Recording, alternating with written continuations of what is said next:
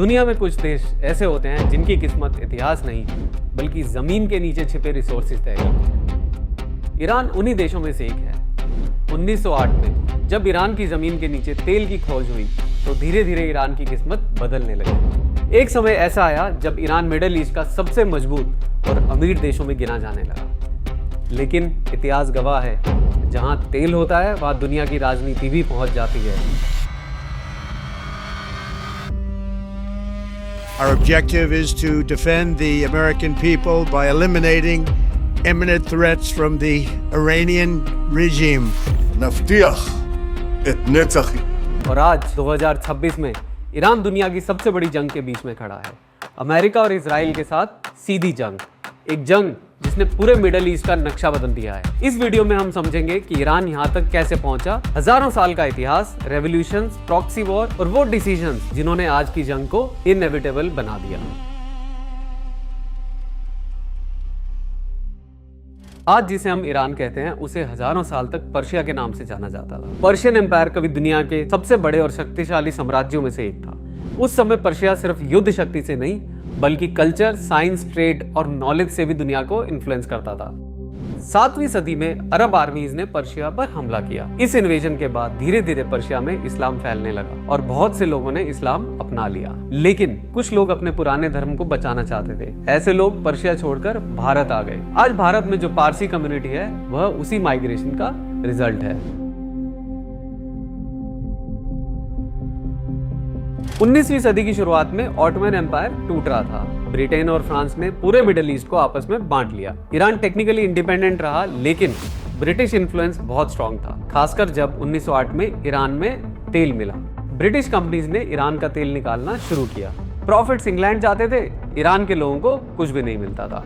1951 में एक लीडर आया, मोहम्मद मोसादेक। उसने एक काम किया जिसने दुनिया को हिला दिया। उसने ईरान की ऑयल इंडस्ट्री को नेशनलाइज कर दिया। मोसादेक ने कहा, यह हमारा तेल है, हमारी जमीन है, हम ही इसके मालिक होंगे। ईरान की जनता ने भी भारी समर्थन दिया। मोसादेक नेशनल हीरो बन गया। लेकिन ब्रिटेन को यह बिल्कुल पसंद नहीं आया और अमेरिका को भी डर था कि ईरान सोवियत इन्फ्लुएंस में जा सकता है। 1953 में CIA और ब्रिटिश इंटेलिजेंस ने मिलकर एक सीक्रेट ऑपरेशन चलाया। ऑपरेशन का नाम था एजैक्स, जिसमें उन्होंने फेक प्रोटेस्ट ऑर्गेनाइज किए, मिलिट्री ऑफिसर्स को खरीदा गया, प्रोपोगेंडा फैलाया गया कि मोसादेक कम्युनिस्ट है और कुछ ही हफ्तों में मोसादेक की गवर्नमेंट को गिरा दिया गया और फिर शाह मोहम्मद रिजा पहलवी को वापस पावर में लाया गया। In the next 25 years, according to other people, I'm not saying that, will be among the 5 most prosperous countries of the world. Shah ने ईरान को मॉडर्नाइज करना तो शुरू किया, western clothes, women's right, industrialisation, लेकिन साथ में उसकी सीक्रेट पुलिस सेवक ने ओपोनेंट्स को टॉर्चर किया, जेल में डाला, उनको मारा गया, डिसेंट्स को क्रश किया गया। बाहर से ईरान मॉडर्न और प्रॉस्पेरस लग रहा था, लेकिन हकीकत में तेल की दौलत सिर्फ एलीट क्लास को मिल रही थी। आम लोगों में गरीबी और गुस्सा बढ़ता जा रहा था। शाह का रिलेशन अमेरिका और इजराइल से बहुत ही गहरा और मजबूत था और ये वही समय था जब ईरान को अमेरिका और इजराइल दोनों से आर्म्स और एम्युनिशन के साथ साथ न्यूक्लियर टेक्नोलॉजी सपोर्ट भी मिल रहा था। और इसी माहौल में रिलीजियस लीडर्स ने अपनी आवाज उठानी शुरू कर दी। इनमें सबसे बड़ी आवाज आई अयातुल्लाह खामनेई। खामेनेई शाह की खुलकर आलोचना करी। 1964 में शाह ने खामेनेई को देश से निकाल दिया, लेकिन एग्जाइल में रहने के बाद भी खामेनेई की आवाज को दबा नहीं पाए और वो आवाज ईरान तक पहुंचती रही। ऑडियो कैसेट्स के जरिए उनके भाषण फैलते रहे और आखिरकार 1979 में वह गुस्सा फट गया। इस्लामिक रेवोल्यूशन हुआ, लाखों लोग सड़कों पर उतर आए, मास प्रोटेस्ट शुरू हुए, शाह भाग गया और एग्जाइल से वापस आए अयातुल्लाह अली खामनेई। हुकूमत डेमोक्रेसी به تمام معنا हुकूमत मुस्तकिल व ईरान मुस्तकिल मुखान दुरुस्त करें। खामेनेई एक रेडिकल शिया क्लरिक था। आते ही ईरान को इस्लामिक रिपब्लिक घोषित कर दिया, जहां रिलीजियस लॉ और रिलीजियस लीडर सबसे पावरफुल होंगे। कुछ ही हफ्तों में 2500 साल पुरानी पर्शियन मोनार्की खत्म हो गई। अमेरिका को उन्होंने ग्रेट सैटन कहा और ईरान ने इजराइल को कहा an illegitimate state planted in the heart of Muslim world. और यहीं से शुरू हुई ईरान और इजराइल की कभी ना खत्म होने वाली लड़ाई। ईरान में इजराइल की एम्बेसी को बंद कर दिया गया और वही बिल्डिंग PLO यानी पैलेस्टाइन लिबरेशन ऑर्गेनाइजेशन को दे दी गई। एक रात में ही ईरान इजराइल के पार्टनर से उसका सबसे खतरनाक दुश्मन बन गया और फिर नवंबर 1979 में ईरानियन स्टूडेंट्स ने अमेरिकन एम्बेसी पर कब्जा कर लिया। The students want the deposed Shah returned to Iran for trial. 52 से भी ज्यादा अमेरिकन डिप्लोमेट्स को 444 दिन तक होस्टेज रखा। इसने अमेरिका और ईरान के बीच किसी भी रिकंसिलिएशन की पॉसिबिलिटी को खत्म कर दिया। 1980 में मिडल ईस्ट में एक बड़ी जंग शुरू हुई। इराक के डिक्टेटर सद्दाम हुसैन ने ईरान पर अटैक कर दिया। उसने सोचा कि रेवोल्यूशन के बाद ईरान कमजोर हो गया है। जो वॉर हुई वो 8 साल चली। 10 लाख से ज्यादा लोग मारे गए। अमेरिका और ज्यादातर वेस्टर्न कंट्रीज ने सीक्रेटली इराक को सपोर्ट किया। इस वॉर ने ईरान को 2 इंपॉर्टेंट लेसन सिखाए। पहला, ईरान को अपनी मिलिट्री कैपेबिलिटीज खुद डेवलप करनी होगी, किसी फॉरेन पावर पर डिपेंड नहीं रह सकते। यहीं से ईरान के न्यूक्लियर प्रोग्राम की सोच शुरू हुई। दूसरा, ईरान ने प्रॉक्सी मिलिशिया की स्ट्रेटेजी डेवलप की। ऐसे ग्रुप जो ईरान के एनिमी से लड़ें लेकिन ईरान को डायरेक्टली इन्वॉल्व ना होना पड़े। 1982 में लेबनान में हिजबुल्लाह की स्थापना की गई ईरान की डायरेक्ट सपोर्ट से। ईरान ने हिजबुल्लाह को वेपन्स दिए, ट्रेनिंग दी और फंडिंग दी। हिजबुल्लाह का मेन पर्पस था इजराइल के खिलाफ रेसिस्टेंस वॉर स्टार्ट करना। ईरान ने एक तरीका निकाल लिया था इजराइल से वॉर करने का, बिना ईरानियन स्टेट से एक भी गोली चलाए। 1990 से लेकर 2000 के बीच में ईरान ने अपना न्यूक्लियर प्रोग्राम फिर से रिवाइव किया। ईरान का कहना था ये सिविल एनर्जी, इलेक्ट्रिसिटी जनरेशन और मेडिकल पर्पस के लिए है। इजराइल और वेस्टर्न कंट्रीज को ईरान पर विश्वास नहीं था। उनके लिए न्यूक्लियर आर्म्ड ईरान एक एक्सटेंशियल थ्रेट था। 2002 में एक बड़ा खुलासा हुआ। ईरानियन ऑपोजिशन ग्रुप ने रिवील किया कि ईरान में सीक्रेट न्यूक्लियर फैसिलिटी है, जिसके बारे में IAEA यानी कि इंटरनेशनल एटॉमिक एनर्जी एजेंसी को नहीं बताया गया। U.S. officials say Iran disclosed the site this week to the UN Atomic Energy Agency because it had discovered the secrecy had been breached. इससे इंटरनेशनल टेंशन बहुत बढ़ गया। IAEA ने inspection शुरू कर दी। ईरान पे सैंक्शंस की बात होने लगी। 2005 में ईरान ने अपने न्यूक्लियर प्रोग्राम को और तेजी से आगे बढ़ाया। ज्यादा सेंट्रीफ्यूजेस लगाए गए, यूरेनियम एनरिचमेंट बढ़ाई गई और IAEA इंस्पेक्टर्स के साथ कोऑपरेशन भी कम कर दिया गया। इसी वजह से वेस्टर्न कंट्रीज का शक और भी ज्यादा मजबूत हो गया। उनके हिसाब से ईरान न्यूक्लियर वेपन बनाने की पूरी कोशिश कर रहा है। इसके बाद 2006 से 2010 के बीच UN सिक्योरिटी काउंसिल ने ईरान पर कई बड़े सैंक्शंस लगा दिए। इन सैंक्शंस का असर ईरान की इकोनॉमी पर बहुत भारी पड़ा। ईरान की बैंकिंग सिस्टम को इंटरनेशनल सिस्टम से हटा दिया गया। Iran's banks and other institutions have been stopped from using the SWIFT system to make or receive payment. To try to cripple Iran's economy and force the country to end its nuclear program. Oil export कम हो गया, Iran की currency तेजी से गिर गई और inflation बहुत ज्यादा बढ़ गया। ईरान के न्यूक्लियर प्रोग्राम को रोकने के लिए साइबर अटैक भी किए गए। इजराइल ने एक कोवर्ट ऑपरेशन शुरू किया ईरानियन न्यूक्लियर साइंटिस्ट को असैसिनेट करने के लिए। स्टक्सनेट वायरस, जो कि रिकॉर्डेडली अमेरिका और इजराइल ने मिलकर बनाया था, इसने ईरानियन न्यूक्लियर सेंट्रीफ्यूजेस को फिजिकली डिस्ट्रॉय करना शुरू कर दिया। Every pathway to a nuclear weapon is cut off.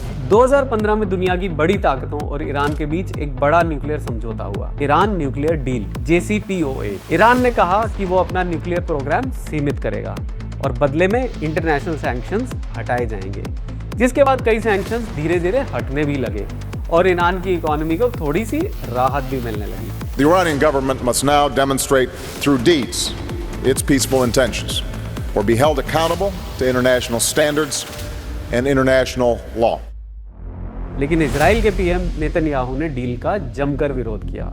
What a stunning historic mistake. फिर 2018 में डोनाल्ड ट्रंप US के प्रेसिडेंट बने तो उन्होंने डील से अपने आप को विड्रॉ कर लिया। उनका आर्ग्यूमेंट था कि डील में लूप होल्स हैं, मिसाइल प्रोग्राम कवर नहीं है, इंस्पेक्शंस काफी स्ट्रॉन्ग नहीं है। लेकिन रियलिटी ये थी कि इंटरनेशनल मॉनिटर्स ने कई बार सर्टिफाई किया कि ईरान डील फॉलो कर रहा है। Britain, France, Germany, China, Russia सबने ट्रंप से डील में रहने को कहा, लेकिन फिर भी ट्रंप ने इस डील से US को विड्रॉ करवा दिया। We cannot prevent an Iranian nuclear bomb under the decaying and rotten structure of the current agreement. Result, Iran ने फिर धीरे धीरे अपनी कमिटमेंट छोड़ दी। न्यूक्लियर प्रोग्राम एक्सेलरेट हो गया, सिचुएशन डील से पहले से भी ज्यादा वर्स हो गई।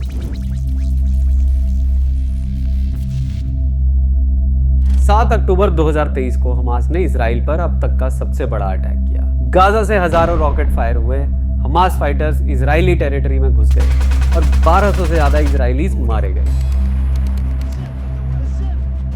250 से ज्यादा को हॉस्टेजेस बना लिया गया।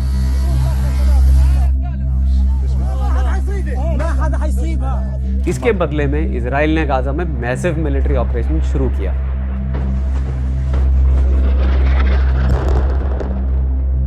लेकिन इजराइल का टारगेट इस बार सिर्फ हमास नहीं था। इजराइल ने डिसाइड किया कि इस बार ईरान का पूरा प्रॉक्सी नेटवर्क ही डिस्ट्रॉय करना पड़ेगा। सितंबर 2024 इजराइल ने मॉडर्न हिस्ट्री का सबसे बड़ा और कोवर्ट इंटेलिजेंस ऑपरेशन शुरू किया, जिसकी नींव काफी साल पहले हंगरी में रखी गई थी। इजराइल इंटेलिजेंस ने काफी साल पहले हंगरी में एक शेल कंपनी बनाई थी। इस कंपनी ने हिजबुल्लाह के लिए पेजेस मैन्युफैक्चर किए, लेकिन इजराइल ने सीक्रेटली उन पेजेस की बैटरी में एक्सप्लोजिव फिट करा दिए, जिसका डायरेक्ट कंट्रोल इजराइल के पास था। और फिर 17 सितंबर 2024 हजारों पेजर्स एक साथ एक्सप्लोड हुए। We start this hour with the latest on the electronic pager explosions in Lebanon. Thousands of pagers belonging to Hezbollah militants simultaneously exploding, many of them. और पूरे लेबनान और सीरिया में 42 लोग मारे गए, 4000 से ज्यादा इंजर्ड हुए। और अगले दिन वॉकी टॉकी भी फटने लगे। एक ही झटके में 1500 हिजबुल्लाह फाइटर्स एक्शन से बाहर हो गए। ये हिजबुल्लाह की हिस्ट्री का सबसे बड़ा सिक्योरिटी ब्रीच था। 10 दिन बाद 27 सितंबर 2024 को इजराइल की एयरफोर्स ने बेरूट के दही सबब पर स्ट्राइक किया। 60 फीट अंडरग्राउंड बंकर था। वहां हिजबुल्लाह के लीडर्स हसन नजराल सीनियर कमांडर के साथ मीटिंग कर रहे थे। 80 बॉम्ब एक साथ गिराए गए, बिल्डिंग कोलैप्स हो गई, बंकर डिस्ट्रॉय हो गए, हसन नजरल्लाह मारा गया और साथ में कई सीनियर हिजबुल्लाह कमांडर्स भी और एक ईरानियन रेवोल्यूशनरी गार्ड जनरल, जिसे खमनेई ने पर्सनली नजरल्लाह को वार्न करने भेजा था। בוקר הודענו רשמית על חיסולו של חסן נסראללה. دخيلك هناك ناطرينك تحكي، دخيلك هناك، دخيلك يا سيد، يا سيد انت هون। 30 साल से ज्यादा समय से हिजबुल्लाह लीड करने वाला है। मिडिल ईस्ट के सबसे पावरफुल मिलिटेंट लीडर्स में से एक। सब खत्म। ईरान का प्रॉक्सी नेटवर्क जो डेकेड्स में बना था, सिस्टमैटिकली डिसमेंटल हो रहा था। और ये सब कौन कर रहा था? इजराइल। अप्रैल 2024 इजराइल ने सीरिया में ईरान कॉन्सुलेट पर बॉम्ब गिरा। 2 ईरानी जनरल्स और 7 IRGC ऑफिसर्स मारे गए। किसी डिप्लोमेटिक मिशन पर अटैक करना यह एक मेजर रेड लाइन थी। 13 अप्रैल 2024 को ईरान ने 300 से ज्यादा ड्रोन्स और मिसाइल दाग दिए। ये पहली बार था जब ईरान ने डायरेक्टली इजराइल पर अपनी धरती से कोई हमला किया था। अक्टूबर 2024 में ईरान ने फिर से मिसाइल स्ट्राइक किए, लेकिन ये सब अभी भी कंट्रोल्ड एस्केलेशन था।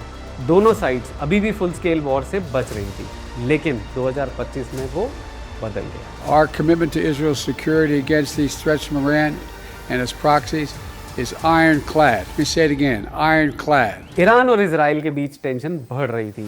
जून 2025 में सिचुएशन एस्केलेट होकर 12 दिन की वॉर में बदल गई। इजराइल और अमेरिका ने कंबाइंड स्ट्राइक की। ईरान ने हिजबुल्लाह और हौतीज के थ्रू रिटेलिएट किया। इस दौरान यूएस एयरफोर्स और नेवी ने ईरान की 3 न्यूक्लियर फैसिलिटीज पर सीधा हमला किया और दावा किया गया कि ईरान के न्यूक्लियर प्रोग्राम को ऑब्लिटरेट कर दिया गया है। आखिरकार एक अनईजी सीज़फायर आया, जिसे डोनाल्ड ट्रंप ने विक्ट्री फॉर एवरीबॉडी बताया। The U.S. military carried out massive precision strikes on the 3 key nuclear facilities in the Iranian regime. लेकिन हकीकत कुछ और थी, क्योंकि ये कोई समाधान नहीं था, ये सिर्फ एक पॉज था।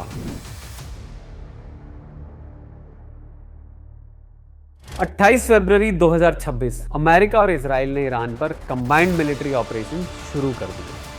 400 से ज्यादा fighter jet, 2 aircraft carrier, destroyers की फ्लीट। ईरान ने ऐसा कुछ कभी नहीं देखा था। स्ट्राइक्स ने ईरान के ballistic missiles, launchers, drone destroy कर दिए। न्यूक्लियर फैसिलिटीज पर भी हैवी बॉम्बिंग की गई। प्रेसिडेंट ट्रंप ने कहा ईरान के न्यूक्लियर प्रोग्राम का नामो निशान मिटा दिया गया है। लेकिन सबसे बड़ा shock, Iran's formerly supreme leader, Ayatollah Khamenei, is dead. Iran's supreme leader, Ayatollah Ali Khamenei, has been killed. حرم جمهوری اسلامی ایران شهد شهید گوارای شهادت را نوشیدند و به ملکوت اعلی پیوستند. 24 घंटे के अंदर ईरान के सुप्रीम लीडर अयातुल्ला खमैनी को मार दिया गया और उनके साथ में कई टॉप ऑफिशियल्स को।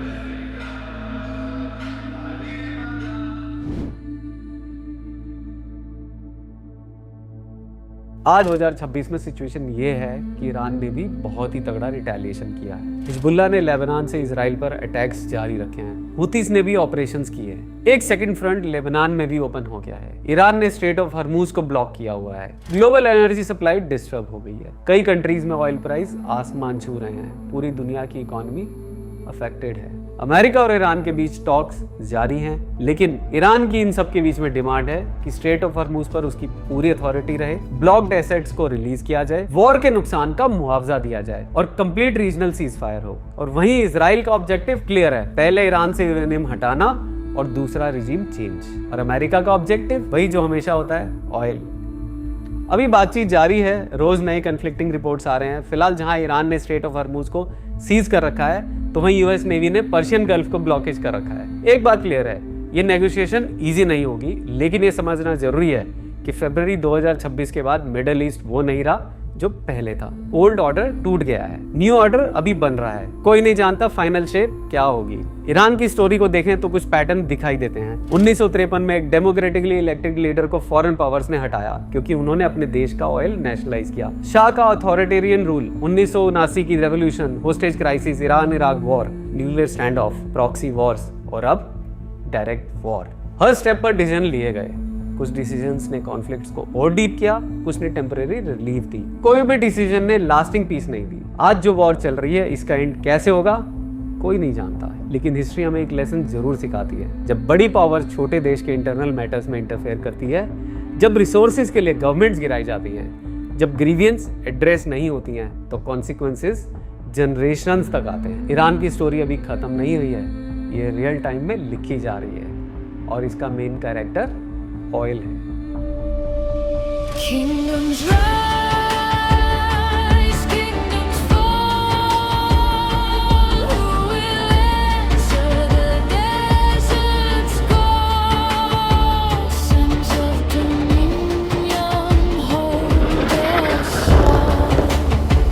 Let it end now. Thank you. God bless you. Thank you.